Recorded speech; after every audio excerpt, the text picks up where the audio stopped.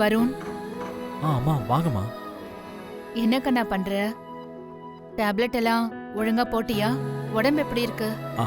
ஒரு நிமிஷம்மா. நீ விளையாடுறதா இருந்தா விளையாடுப்பா. அது ஒன்றும் பிரச்சனை இல்லைம்மா. இப்போ உடம்பெல்லாம் பரவாயில்ல? நான் நல்லாதாம்மா இருக்கேன். ஆனா என்ன, உங்களுக்கு தான் என் மேல பாசம் இல்லாம போச்சு. எனக்கு உன் மேல பாசம் இல்லையா? ஆமா,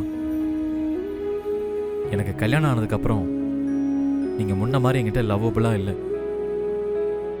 ரொம்ப ஸ்ட்ரிக்டா இருக்கீங்க. பிள்ளைக்கு கல்யாணம் ஆனதுக்கு அப்புறம் எல்லா அம்மாவும் அப்படிதான் இருப்பாங்க. அப்பதான் குடும்பத்துல எந்த பிரச்சனையும் வராது. உங்களுக்கு இந்த குடும்பத்தை பத்தி யோசிக்கிறத தவிர வேற எதுவுமே தோணாதா? அதை தவிர வேற என்ன இருக்கு வாழ்க்கையில? இப்ப கொஞ்சம் கொஞ்சமா நீ வெண்ணிலாவை புரிஞ்சுக்க ஆரம்பிச்சிட்டல்ல. உங்களை இப்படி பாக்குறதுக்கு ரொம்ப சந்தோஷமா இருக்கு. எதை வச்சமா அப்படி சொல்றீங்க? அன்னைக்கு வெண்ணிலா அவ்வளவு தூரம் போராடி உன் உயிரை காப்பாத்தினதுக்கு அப்புறம் அவளை கொஞ்சம் கொஞ்சமா நீ புரிஞ்சுக்க ஆரம்பிச்சிட்ட. அந்த மாற்றம் உன்கிட்ட தெரியுது. அத வச்சுதான் அம்மா சொல்றேன்.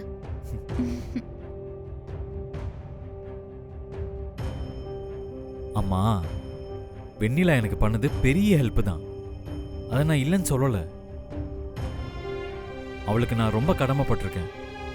அதெல்லாம் உண்மைதான். அதுக்காக எனக்கு அவளை பிடிச்சிருக்கு, அவளுக்காக நான் கொஞ்சம் கொஞ்சமா மாறுறேங்கிறதெல்லாம் உண்மை கிடையாதுமா.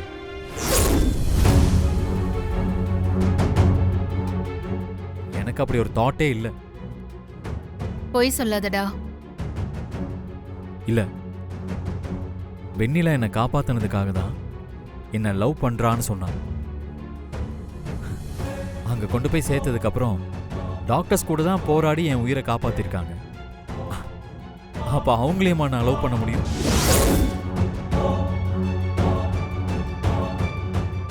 அதெல்லாம் எதுவும் இல்லம்மா.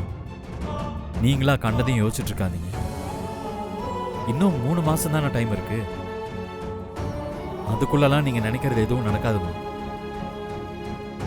இந்த மாதிரி நீங்க சொல்றதாலேயோ இல்ல வெண்ணிலா மேல கேர் எடுத்துக்கிறதாலேயோ